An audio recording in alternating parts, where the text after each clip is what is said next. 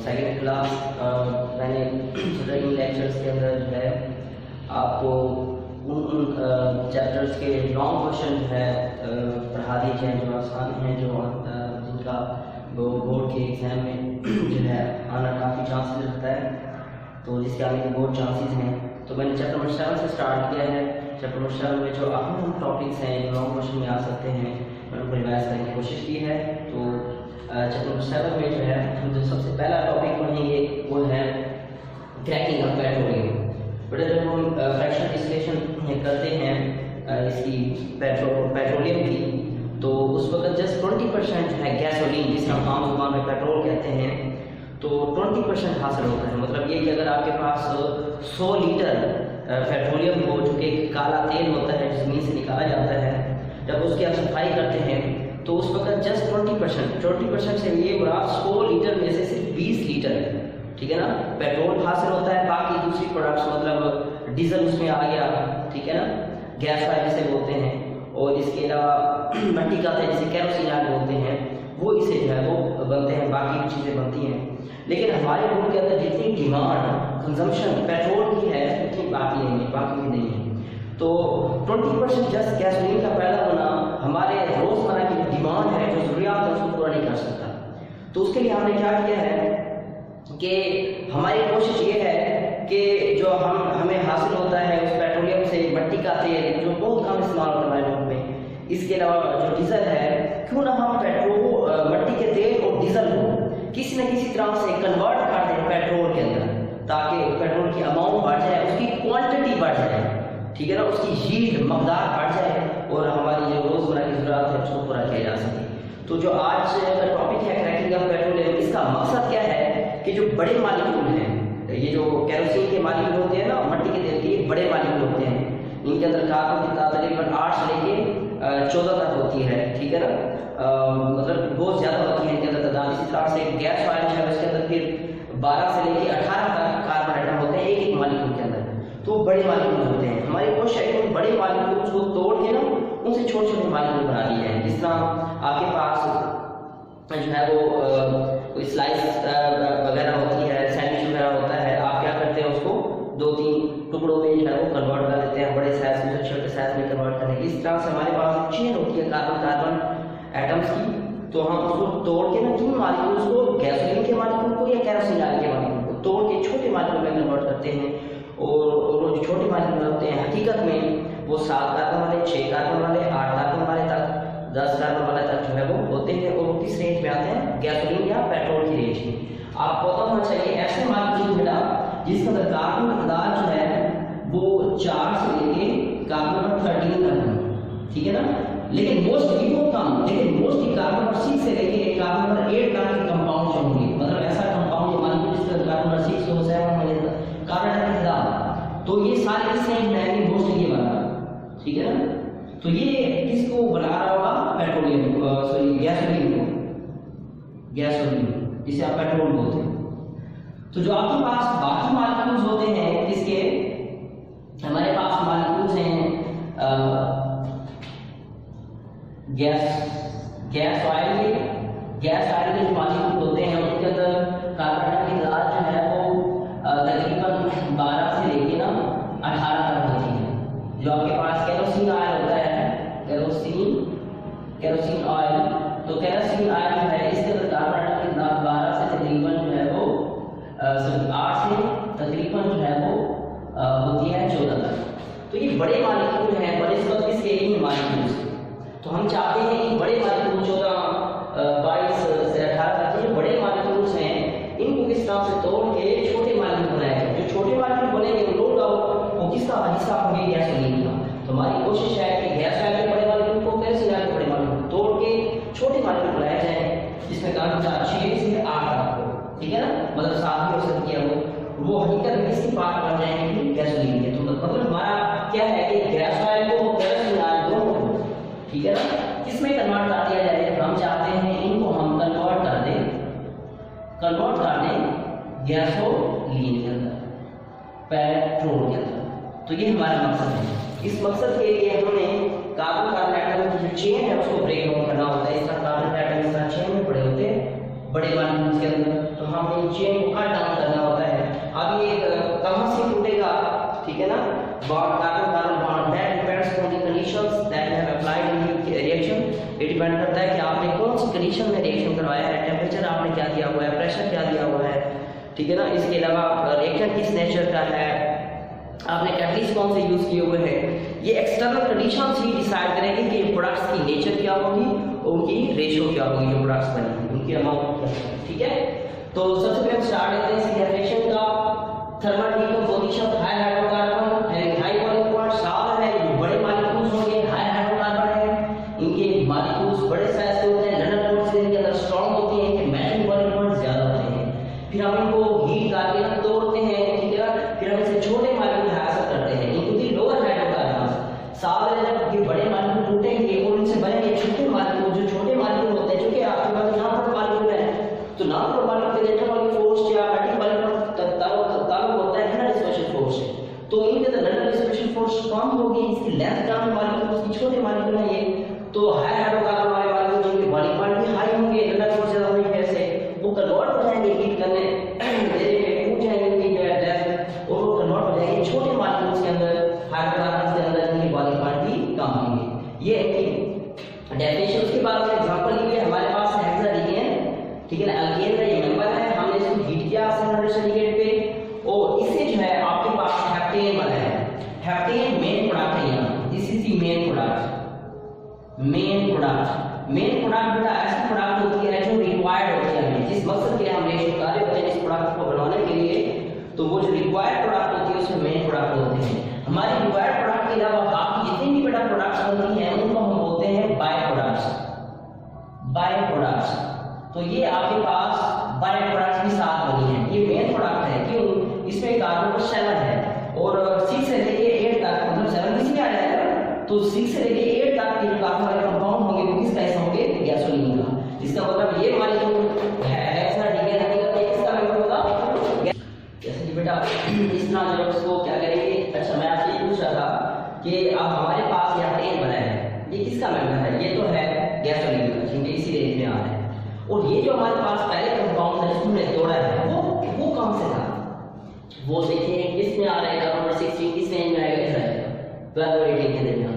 तो मतलब ये गैस ऑयल का, जिसको हम डीजल भी बोलते हैं, इसका मेंबर था। ये डीजल को हमने कन्वर्ट किया है इसके अंदर गैसोलीन पेट्रोल के अंदर, इसमें ये मेन प्रोडक्ट है। अब ये बैक प्रोडक्ट है, ये दोनों अनसैचुरेटेड है, ये भी इसमें डबल बॉन्ड है, इथीन है, ये प्रोपीन है, कार्बन नंबर 2 वाला अल्कीन का नंबर 3 वाला अल्कीन, ठीक है।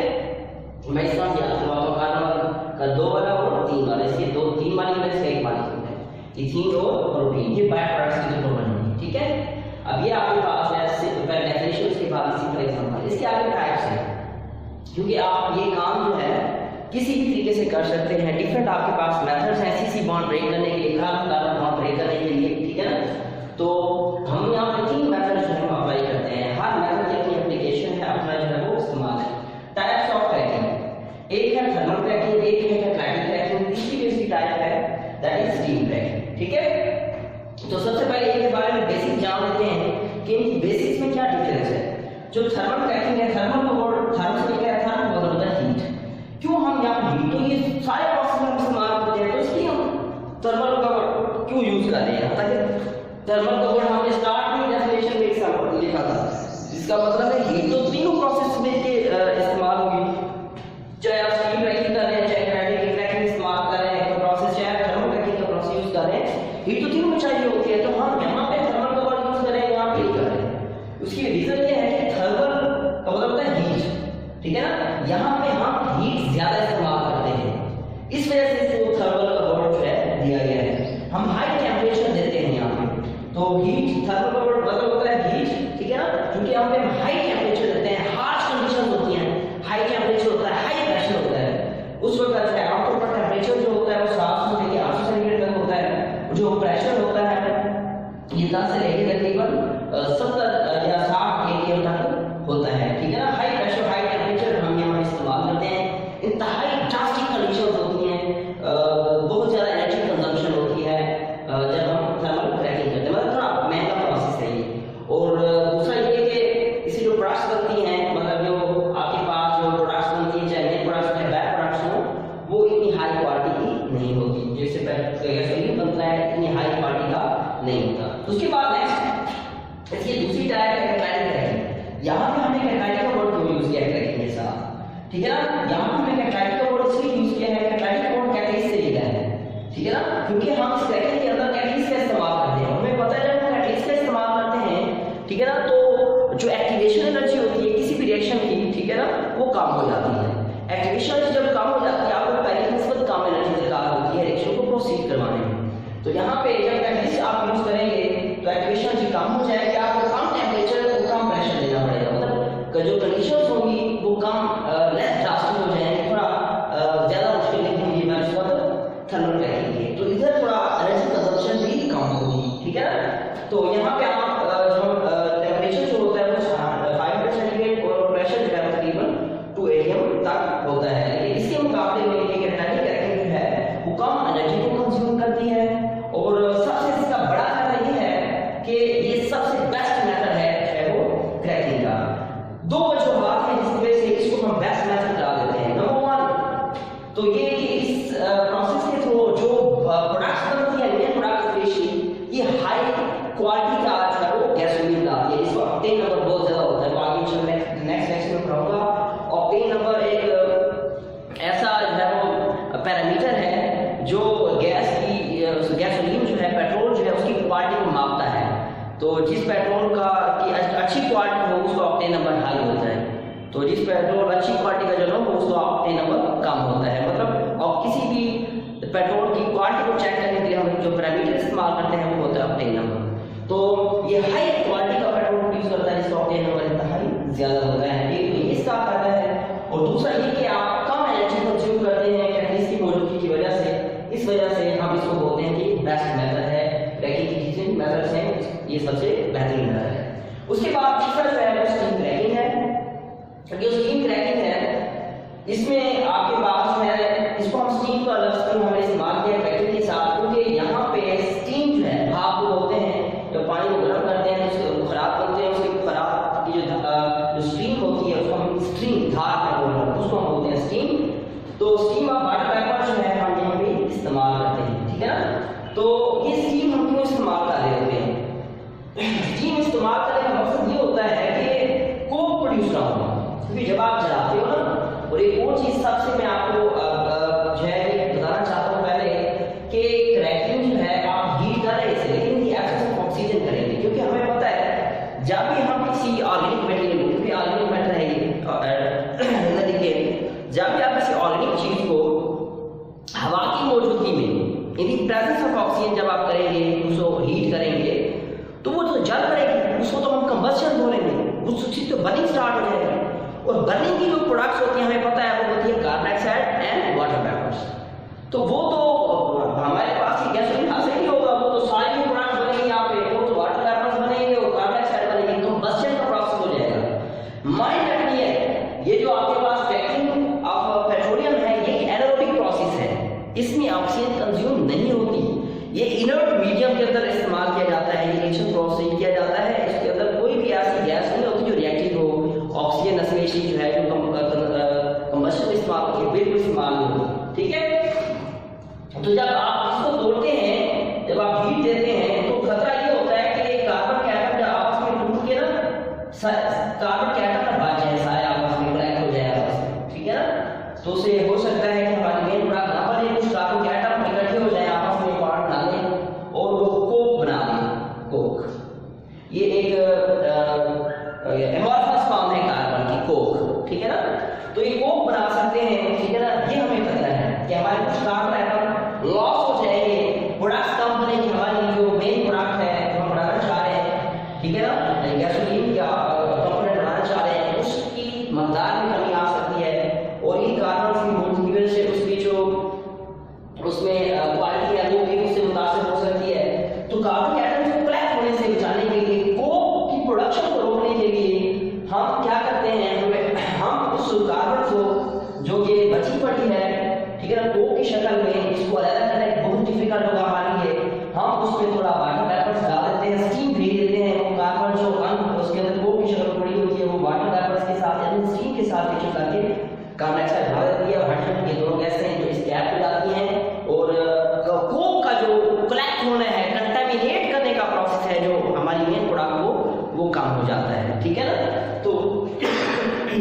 हम स्टीम क्रैकिंग करते हैं, ट्रांसफर स्टीम इस्तेमाल कर सकते हैं। पर्पस ऑफ द स्टीम का to avoid the formation of coke. मैं ये कहता हूं बनती नहीं है, कार्बन बन जाते हैं लेकिन उसको कलेक्ट नहीं होने देते, यूनिक कार्बन बनती है फौरन से वाटर के साथ एक कार्बन से हाइड्रोजन गैस प्रोड्यूस कर देती है, ठीक है। तो उसके बाद जो है हम स्टेप बाय स्टेप टाइप्स पढ़ेंगे। तो मैंने आपको जो दे दिया है सबका, थर्मल क्रैकिंग का भी जो दे दिया है, क्रैकिंग का भी, स्टीम का भी दे दिया है। तो उसके बाद हम चलते हैं डेफिनेशन की तरफ। बेटा बिल्कुल आपने क्रैकिंग की जैसे तारीफ करनी है, थर्मल क्रैकिंग की भी, कैटालिटिक क्रैकिंग की भी बिल्कुल वैसे डिफाइन किया करना है। आप जैसा आपने क्रैकिंग को डिफाइन किया था, सिर्फ 40 लाइनें जो है उन पे आपको थोड़ा और करना है। यहाँ पे आपने थर्मल क्रैकिंग में इस्तेमाल करना है at higher temperature and high pressure, high temperature and high pressure, ये आपने इजाफा करना है थोड़ा इसमें डेफिनेशन के अंदर, ठीक है। ये माने कि breaking of higher hydrocarbon having high boiling point to lower hydrocarbon having low boiling point at higher temperature and higher pressure, ठीक है ना। तो ये आपने कब इस्तेमाल करनी है थर्मल क्रैकिंग में, ये आप हाई टेम्परेचर प्रेशर का इजाफा करना है, ठीक है ना। उसके बाद जो ये जो थर्मल क्रैकिंग है इसमें जो बायो प्रोडक्ट्स बनती हैं ये वाली, ये अनसैचुरेटेड हाइड्रोकार्बन बनती हैं, ठीक है। इसके अलावा नेक्स्ट है हमारे पास कैटालिटिक क्रैकिंग। कैटालिटिक क्रैकिंग जो है उसकी मैं इंट्रो आपको करा चुका हूं। तो यहाँ पे बिल्कुल आपने सेम तरह का डिफाइन करना है, क्योंकि हम यहाँ पे कैटलिस्ट इस्तेमाल करते हैं, इस वजह से इसके अंदर जो टेम्परेचर होगा आपको कदरे कम होगा, प्रेशर भी कदरे कम होगा। तो यहाँ पे आप लफ्ज इस्तेमाल करोगे lower temperature and lower pressure. क्यों? क्योंकि आपने इसमें क्या किया, कैटलिस्ट को रख के ये प्रोसेस करवाया है। और आमतौर पर हम कैटलिस्ट इस्तेमाल करते हैं इस पर्पस के लिए, वो होता है मजमूआ किसका, सिलिका का और एल्यूमिनियम का, ठीक है ना। तो ये आपके पास है सिलिका SiO2 एंड एल्यूमिनियम, ठीक है, silicon dioxide and aluminium oxide, ठीक है। और इसकी जो आपके पास प्रोडक्ट्स की जो नेचर होती है, मैंने आपको पहले बताया कि इससे हाई क्वालिटी की जो है वो गैसोलीन प्रोड्यूस होती है, फ्यूल प्रोड्यूस होता है, जिसका ऑक्टेन नंबर बहुत हाई होता है, ठीक है। उसके लास्ट में जो है स्टीम क्रैकिंग है, ये थोड़ा बातों से हट के है। मैंने इसके स्टेप बना के यहाँ पे लिखे हुए हैं ताकि आपको डिफाइन करने में थोड़ा आसानी हो। सबसे पहले आपके पास जो हाइड्रोकार्बन्स होते हैं आप उनको हीट करके उनको वेपर फॉर्म में लेके जाते हैं, क्योंकि हम यहाँ पे इस्तेमाल कर रहे होते हैं गैस ऑयल और केरोसिन, जो लिक्विड फॉर्म में होते हैं।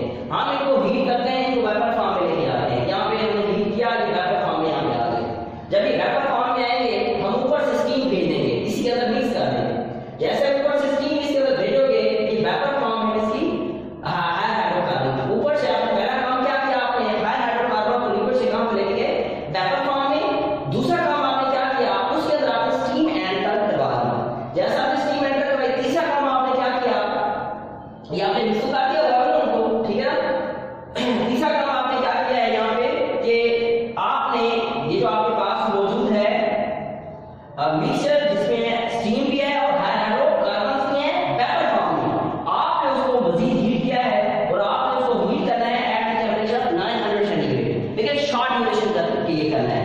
तो पहला स्टेप क्या था आपका, आपने जो आपके पास हाई हाइड्रोकार्बन है लिक्विड फॉर्म में उसको हीट किया, आपने उसको वेपर फॉर्म में लेके गए।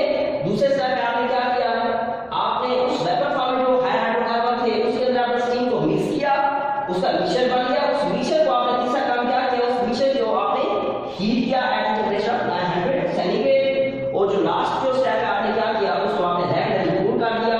इस तरह आपके पास क्या आ गए, लोअर हाइड्रोकार्बन्स, जिनके बॉइलिंग पॉइंट भी कम होंगे, ये हमारी रिक्वायर्ड प्रोडक्ट होगी गैसोलीन की। चार स्टेप है हमें फॉर्म करना है। तो आप इसे लिखिए, in this case the high hydrocarbons in the vapour phase are mixed with the steam and used for and heated for short duration at about 900 centigrade and then cooled rapidly. तो इस तरह आपकी बात जो है वो स्टीम क्रैकिंग होगी और उससे जो है वो आपकी प्रोडक्ट हासिल होगी। अब यहाँ पे इस पूरे अमल के अंदर जो हमने मेन प्रोडक्ट बनाई वो तो हमें पता है कि हमें वो गैसोलीन प्रोड्यूस करने में हेल्प करेगी, और इसका जो मेन पर्पस है पूरी क्रैकिंग का जो यूजेस हैं, ठीक है ना, उसको हम यहाँ पे देखते हैं।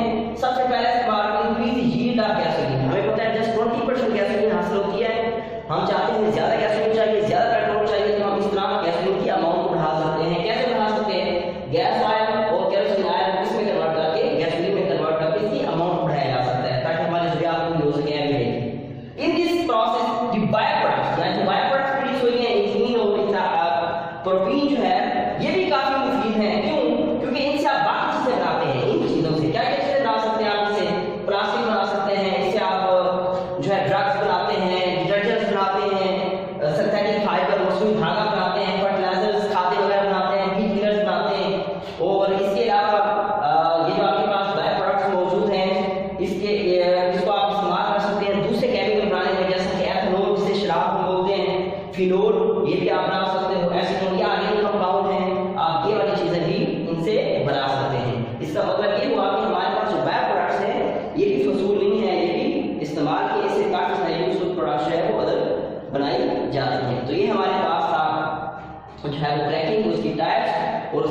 एप्लीकेशंस। आई होप कि आपको समझ आएगा।